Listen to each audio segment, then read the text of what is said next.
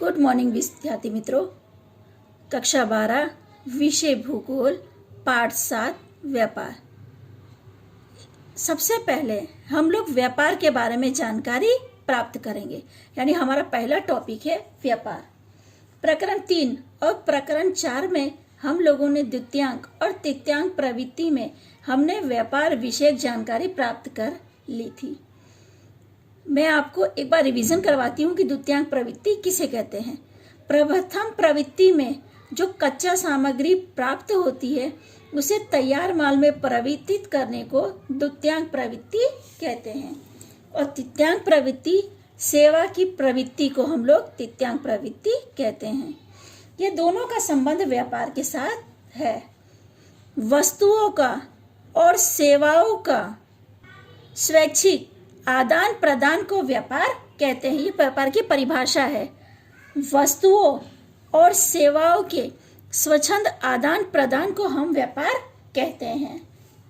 विश्व में भूपृष्ठ, जलवायु, प्राकृतिक वनस्पति, खनिज संपत्ति वगैरह में प्रादेशिक भिन्नता है, यानी कि सभी जगह एक ही वस्तु नहीं मिल सकती। अमुक वातावरण में या भूपृष्ठ में या प्राकृतिक जो वनस्पति है सभी जगह हम अलग अलग देख सकते हैं। मैं आपको उदाहरण दूं, जैसे कहीं पर गेहूं का उत्पादन ज़्यादा होता है तो कहीं पे चावल का उत्पादन ज़्यादा होता है। ऐसा नहीं कि जहाँ गेहूं उत्पादित होता वहाँ चावल भी ज़्यादा उत्पादित हो या बाकी सामग्री का भी उत्पादन ज़्यादा हो, ऐसा नहीं है। अमुक अमुक क्षेत्रों में अमुक सामग्री का ही उत्पादन अधिक है। इन प्राकृतिक भिन्नताओं के परिणाम स्वरूप अलग अलग प्रदेशों में उत्पादित कृषि उत्पादन और औद्योगिक वस्तुओं में वैविधता देखने को मिलती है। अलग अलग देशों की चीज वस्तुओं एवं सेवाओं की आवश्यकता अलग अलग होती है।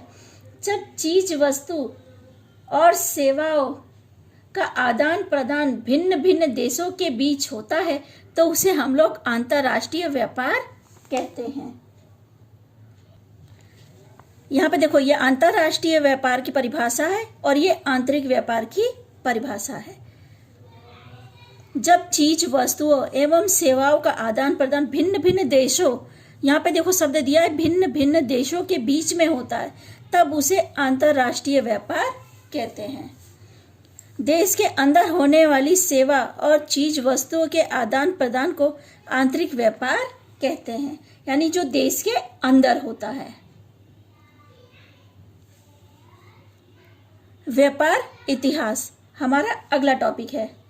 प्राचीन काल में लंबी दूरी तक वस्तुओं का परिवहन सुरक्षित नहीं था, यानी पहले के समय में आज जैसा परिवहन का विकास हुआ है पहले नहीं था। पहले आपने देखा होगा बैलगाड़ियों के जरिए सामान का हेरफेर किया जाता था, तो उसमें क्या है, ज़्यादा दूर तक सामग्री लाना ले जाने की क्रिया नहीं हो सकती थी क्योंकि कच्चे रास्ते थे। इसकी वजह से ज़्यादा दूर तक परिवहन सुरक्षित नहीं था। कितनी दूर तक आप बैलगाड़ी पे सामान ले जा सकोगे, इसलिए ज़्यादातर व्यापार स्थानीय बाजारों तक सीमित था, यानी उसी बाजार में उत्पादित होता था और उसी बाजार में खरीदा या बेचा जाता था। लोगों की प्राथमिक आवश्यकता जैसे भोजन और वस्त्र के लिए खर्च करते थे। आदिम समाज में व्यापार का प्रारंभिक जो स्वरूप था वो वस्तु विनिमय व्यवस्था थी। वस्तु विनिमय व्यवस्था यानी एक वस्तु देना और दूसरी वस्तु लेना। जैसे आपने सामने वाले से गेहूं लिया, उसके बदले आप उसे चावल दें, यानी उसी समान उतने ही भार की वस्तु का आदान प्रदान होता था या वैसी ही वस्तु का आदान प्रदान होता था। किसी के खेत में सब्जी होती है तो वो सब्जी देता था, उसकी जगह उसे जो चीज की आवश्यकता होती थी वो लेता था, यानी वस्तु विनिमय व्यवस्था थी जिसमें वस्तुओं का प्रत्यक्ष लेन देन किया जाता था। आज भी भारत के कई दूर दराज के भागों में आवश्यकता अनुसार वस्तुओं का लेन देन होता है। गुवाहाटी से 32 किलोमीटर दूर जहांगीर रोड के पास जोनाबिल मेला लगता है जहां आज भी विनिमय व्यवस्था चलती है। विनिमय व्यवस्था मैंने आपको बताया कि एक सामान देने का और दूसरा सामान लेने का, पैसे का लेन देन नहीं होता इसमें। यानी जैसे हम लोग दुकान पे जाते हैं, पैसे देके सामग्री लाते हैं, ऐसा नहीं है। इसमें वस्तु के बदले वस्तु देना है। यहाँ स्थानीय लोग अपनी वस्तुओं का आवश्यकता अनुसार आदान प्रदान करते हैं। अंतर्राष्ट्रीय व्यापार का चीज वस्तुओं का लेन देन के अतिरिक्त भिन्न भिन्न संस्कृतियों के विकास में महत्वपूर्ण योगदान है। विश्व के अलग अलग देशों के बीच में व्यापार की परंपरा काफी पुरानी है। भारत, चीन, अरब, रोमन और यूरोप की प्रजा का वैश्विक व्यापार संबंधों का विकास करने में महत्वपूर्ण योगदान है। चीन और दक्षिण पश्चिम एशिया के मध्य भाग से होकर गुजरने वाले मार्ग को रेशम मार्ग कहा जाता है। इस मार्ग से गुजरने वाला काफिला या हम कारवा जो कहते हैं, रेशम, लोहे के सामान, गरम मसाला वगैरह का व्यापार करते हैं। ये लोग उन सामानों को उस जगह पर छोड़ते हैं और वहां से दूसरा सामान लेकर आगे बढ़ते हैं। आप अपनी बुक में देखोगे तो 7.1 जो नक्शा दिया हुआ है वो रेशम मार्ग के लिए दिया हुआ है। तो जहां से नक्शा यानी शुरू होता, आप देखेंगे कि एक किनारे से लेके पूरा रेशम मार्ग आपको बताया गया है नक्शे में। तो उसमें क्या है, इस काफिले से रेशम, लोहे के सामान और गरम मसाला वगैरह का व्यापार किया जाता है। किसी भी देश की आर्थिक स्थिति का अर्थ अधिकतर उसके देश के अन्य देश के साथ आर्थिक संबंधों के स्वरूप पर निर्भर होता है। अंतर्राष्ट्रीय व्यापार को उस देश के विकास हेतु चालक बल माना जाता है। हम जो आयात निर्यात करते हैं उससे जो हमें पैसे मिलते हैं, वो पैसों के जरिए हम जो है अपनी आर्थिक विकास कर सकते हैं।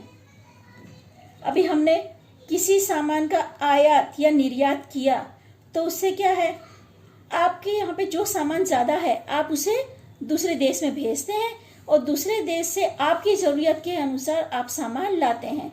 अगर आपको सामान नहीं लेना है तो उसके बदले आप उससे पैसा लेते हैं, जिससे अपनी अर्थव्यवस्था मजबूत होती है।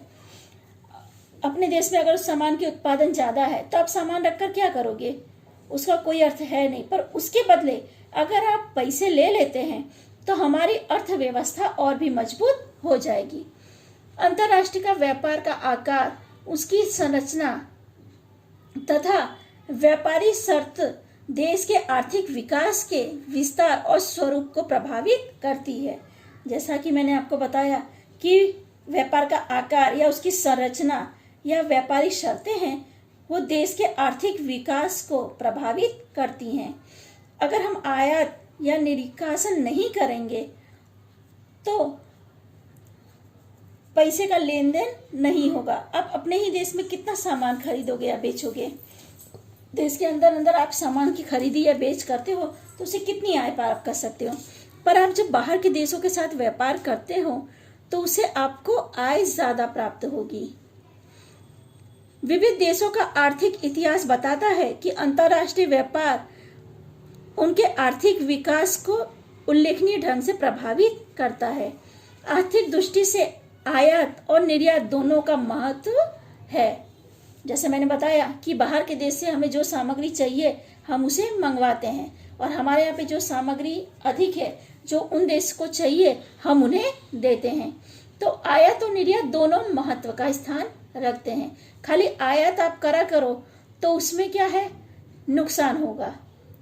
निकासन करने से फायदा हमको होगा कि हमें पैसे की आय प्राप्त होगी। पर निकासन हम तब कर सकते हैं जब वो सामान हमारे देश में ज्यादा हो, और निकासन करने पे हमें जो विदेशी आय प्राप्त होगी वो हमारे आर्थिक विकास में मदद रूप होगी या हमारे अर्थतंत्र को विकसित करने में मदद करेगी। आर्थिक दृष्टि से जो आय द्वारा कच्चा माल, टेक्निकल जानकारी, उपकरण, साधन वगैरह प्राप्त किया जा सकता है, ये वस्तु देश के विकास के लिए उल्लेखनीय योगदान देती है। देश के संसाधनों और आयाती चीज वस्तु, कच्चा माल, टेक्नोलॉजी, जानकारी का उपयोग करके नवनिर्मित चीज वस्तु और सेवाओं का निर्यात किया जाता है। यहाँ पे एक शब्द दिया है नवनिर्मित। नवनिर्मित का अर्थ है कि आप जो दूसरे देश से कच्चा सामान मंगा रहे हो या टेक्नोलॉजी जानकारी आप जो मंगाते हो उसमें कुछ नया करके उस वस्तु को आप फिर से निर्यात करें, तो उससे क्या है, हमारा जो निकासन करेंगे हम लोग, उससे हमें ज्यादा आय मिलेगी। मैं आपको इसका एक उदाहरण समझाती हूँ। जैसे रुई है, जब अंग्रेज हम लोग पे शासन करते थे तो यहाँ वो लोग क्या करते थे, यहाँ से रुई खरीद के अपने देश में ले जाते थे। उससे वो लोग तार बनाकर, कपड़े बनाकर उसे वापस हमारे देश में बेचते थे। तो उससे क्या है, रुई सस्ते में जाती थी पर जो कपड़ा है वो महंगा बिकता था। तो ये नवनिर्मित क्रिया है, यानी उन्होंने क्या किया, निर्माण काम किया, उसका कुछ नया बनाया। रुई से उन्होंने कपड़े का निर्माण किया, यानी नवनिर्माण का जो काम किया उससे उस सामग्री की कीमत बढ़ गई, जिसका निकासन करने से उनको अधिक आय प्राप्त हुई। रुई से ज्यादा कपड़े की कीमत है, ये सभी जानते हो। तो निकासन करने पे आय तो ज्यादा प्राप्त होनी ही है। तो यहाँ पे यही समझाने की कोशिश की गई कि जो दूसरे देशों से हम चीज वस्तुएं मंगाते हैं, उन चीज वस्तुओं का नव निर्माण करके उन चीज वस्तुओं या सेवाओं का निकासन किया जाए तो अधिक आय प्राप्त होगी। ठीक है विद्यार्थी मित्रों, आगे की चर्चा हम लोग अगले वीडियो में करेंगे।